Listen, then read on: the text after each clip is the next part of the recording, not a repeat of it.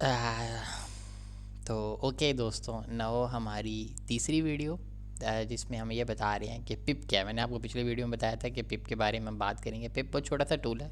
अगर तो आप कोडिंग करते हैं और आपको दूसरी लैंग्वेजेस में कोडिंग की हुई है तो फिर आपके लिए पिप मुश्किल नहीं है। अब फॉर एग्जांपल मैं आपको समझाता हूँ। पिप जो है वो पैकेज मैनेजर है पाइथन का। अब फॉर एग्जांपल अगर मैं यहाँ पे CMD खोलता हूँ, ठीक है। अब पिप क्या है? पिप एक्चुअली आपको एग्जांपल देता हूँ कि फॉर एग्जांपल आपने एक लाइब्रेरी बनाई है पाइथन में। आपने चलें मैं थोड़ा और आसान करता हूँ। होता ये है कि पाइथन जो जिसने बनाई है ना, वो उसने सारी कंप्लीट चीज़ें नहीं बनाई, उसने मेन मेन चीज़ें बना दी हैं। अब लोग क्या करते हैं, पाइथन की मदद से छोटे छोटे टूल्स बनाते हैं, ठीक है। अब आप उन टूल्स को यूज़ कर सकते हैं पिप के थ्रू। फॉर एग्ज़ाम्पल मैं से आपको एग्ज़ाम्पल देता हूँ कि मैंने एक कोई ऐसा टूल लाइब्रेरी सी बना दिया है जो मुझे टाइम बताती है। वैसे तो टाइम की लाइब्रेरी है, लेकिन मुझे उसको करंट टाइम बताती है, जो भी मैं उसको रीजन बताऊँ। फॉर एग्जांपल मैं उससे कहता हूँ पाकिस्तान का टाइम बताओ, करंट टाइम, तो मुझे बता देगी। मैं उससे कहूँगा यूके का, यूएस का, कनाडा का करंट टाइम बताओ, मुझे बता देगी। ये मैंने कैसे भी करके बना लिया। अब इसको मैं चाहता हूँ कि ये लोगों को भी एक्सेस हो, तो मैं क्या करूँगा, उसको पिप में पैकेज मैनेजर में डाल दूँगा। अब उसका फ़ायदा ये है कि अब जो बंदा पाइथन डाउनलोड कर रहा है वो उस पिप के थ्रू उसको डाउनलोड करके वो सेम कोड जो मैंने उसको बना के दिया, जिस तरीके से मैं यूज़ कर रहा हूँ, तो लोग भी यूज़ कर सकते हैं। तो ये कम्युनिटी होती है, लोग एक दूसरे कंट्रीब्यूट करते हैं। कोई किसी ने कोई टूल बना दिया वो डाल देगा। इस तरह ही फिर प्रोग्रामिंग लैंग्वेज बढ़ती है उसकी कम्युनिटी के साथ, ठीक है। तो अभी हम पिप की बात कर रहे थे। अभी पिप का सबसे पहले हम लोगों ने चेक करना होता है पिप का वर्जन। होता है या जिस तरह पाइथन का वर्जन है इस तरह पिप का भी वर्जन है। तो अगर मैं यहाँ लिखूँगा पिप माइनस माइनस वर्जन तो मुझे 5 का एक वर्जन आ गया। अब हमने जब याद है पाइथन इंस्टॉल कर रहे थे तो वहाँ पे हमने लिखा था इंस्टॉल पिप का भी किया था कि वो एज इट इज़ कर दो। अब उसके बाद अब फॉर एग्ज़ाम्पल मैं जो एक लाइब्रेरी है जो बहुत ज़्यादा यूज़ होती है उसका नाम है रिक्वेस्ट, ठीक है। वो यहाँ पे तो नहीं है लेकिन वो पाइथन के अंदर चलेगी, तो उसको इंस्टॉल करना है। रिक्वेस्ट क्यों यूज़ होती है कि जिस तरह कोई एपीआई वगैरह, एपीआई को भी मैं आगे वैसे ही बताऊंगा, लेकिन फॉर एग्जांपल के एक ऐसी एपीआई है नादरा की जो आपको किसी भी शनाख्ती की जिसमें आप पास करोगे शनाख्ती कार्ड नंबर और वो आपको डिटेल सेंड कर देगी, ठीक है। मतलब ये ज़्यादातर ये जैज़ कैश ईजी पैसा वाले अपने ईमेल यूज़ करते हैं। ये बैंकिंग सिस्टम जो होते हैं या वेरिफिकेशन के लिए यूज़ होती है एपीआई नादरा की। तो अब उसको हिट करने के लिए जो पाइथन में सबसे कॉमन लाइब्रेरी यूज़ होती है वो रिक्वेस्ट यूज़ होती है, ठीक है। अब रिक्वेस्ट को इंस्टॉल कैसे करना है, पिप इंस्टॉल रिक्वेस्ट, ठीक है। तो जब हम ये करेंगे तो ये हमारे रिक्वेस्ट को इंस्टॉल कर देगा। मेरे पास शायद ये ऑलरेडी इंस्टॉल्ड हो, बट ये भी हम वैसे जेनेरिक इंस्टॉल कर रहे हैं, आगे काफ़ी सारी चीज़ें होंगी। वो कह रहा है रिक्वायरमेंट ऑलरेडी सेटिस्फाइड, इसका मतलब है रिक्वेस्ट ऑलरेडी इंस्टॉल है। यहाँ पे मुझे कुछ वार्निंग दे रहा है कि पिप का न्यू वर्जन आ गया, वो अपग्रेड कर लो। साथ वो मुझे बता रहा है कि कैसे पिप के न्यू वर्जन को अपग्रेड करना है। मैं शुगर काफ़ी टाइम से काम कर रहा हूँ तो मैंने इसको देखा नहीं है, लेकिन आप कर सकते हैं। आप जब आप नया इंस्टॉल करेंगे तो आपको इस तरह शो होगा। अच्छा, जो पिप क्या ना, एक्चुअली जितने भी है पड़ी हुई है ना ये लाइब्रेरीज, ये ऑनलाइन एक वेबसाइट है, उसका नाम है पाई पाई। ये पाई पाई पे मिल जाती हैं, ठीक है।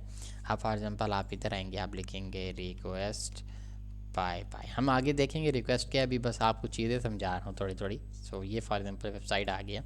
अब मुझे रिक्वेस्ट लाइब्रेरी के जितने भी वर्जन्स हैं इससे पहले आए हैं। वर्जन ये होते हैं कि पहले फॉर एग्जांपल सिंपल लाइब्रेरी बना दी, फिर लोग कहते हैं जी इसमें इंप्रूवमेंट करो या कोई और बंदा इसके अंदर कंट्रीब्यूट करता है, तो नए नए वर्जन्स आते रहते हैं। लोग पुराने वर्जन्स भी यूज़ कर सकते हैं, नए भी। अगर मैं इधर जाऊँगा ना तो ये यहाँ पे मुझे सारे वर्जन शो हो जाएंगे। ये रिलीज़ हिस्ट्री से देख रहे हैं, इसके मुझे सारे वर्जन शो हो गए।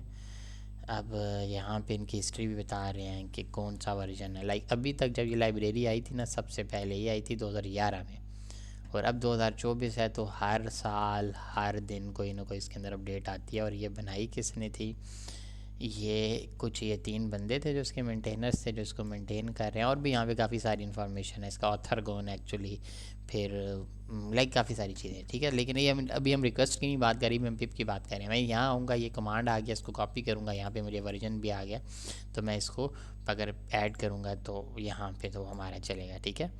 अब फिर हम वर्जन्स भी इंस्टॉल कर सकते हैं। फॉर एग्जांपल मुझे कोई ओल्ड वर्जन यूज़ करना है, तो अगर मैं इधर आऊँ उसके रिलीज हिस्ट्री में और यहाँ से इसका मुझे उठाना है ये वाला वर्जन, तो मैं इसको कॉपी करूँगा 2.3.1, तो हम पिप इंस्टॉल आगे मैं वर्जन लिखूँगा रिक्वेस्ट का, इज़ इक्वल टू डालूँगा, और फिर जो उसका वर्जन था 2.31.0 कौन सा था, हाँ जी यही था, तो ये वर्जन उसका इंस्टॉल हो जाएगा। और पुराना अभी मेरे पास करंटली 2.3.1.0 ही है, तो मैं इसको अपडेट भी कर सकता हूँ।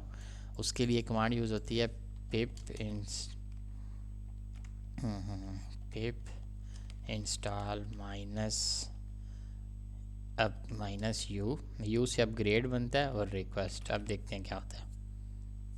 -u is not workable, install की स्पेलिंग गलत है। अच्छा वो कह रहा है -u भी गलत है उस, अच्छा इसमें अगर मुझे नहीं समझ आ रही तो मैं पिप हेल्प करूँगा, तो ये उसने मुझे सारे बता दिए हैं। और अपडेट के लिए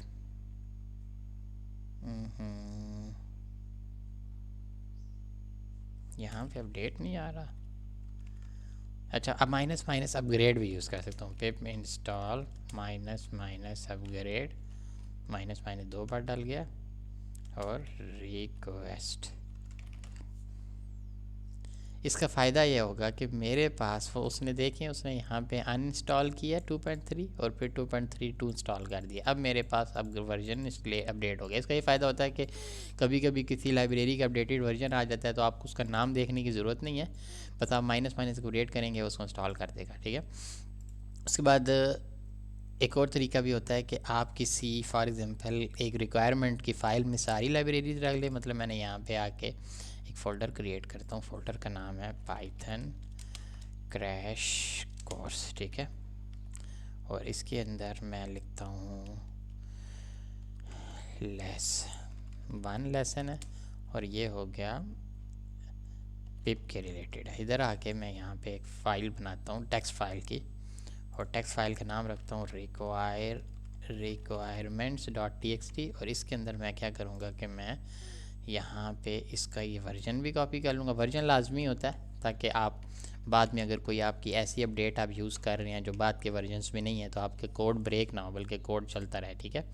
तो अब ये मैंने इसको ऐसे कर दिया। अब जब मैं इधर आऊँगा और मुझे सबसे पहले उस फ़ोल्डर में जाना है, कि मैं यहाँ पे ये फ़ोल्डर ओपन कर लेता हूँ टर्मिनल में, और यहाँ पे मैं लिखता हूँ पिप। अब मुझे एक प्रोजेक्ट में बहुत सारी लाइब्रेरीज यूज़ हो रही होती हैं, ठीक है।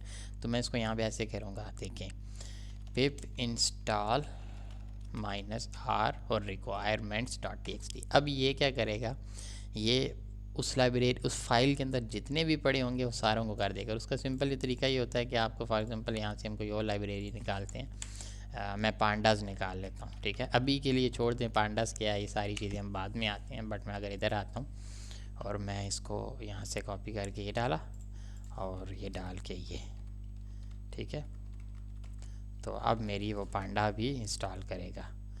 ओहो मैंने बंद कर दिया था,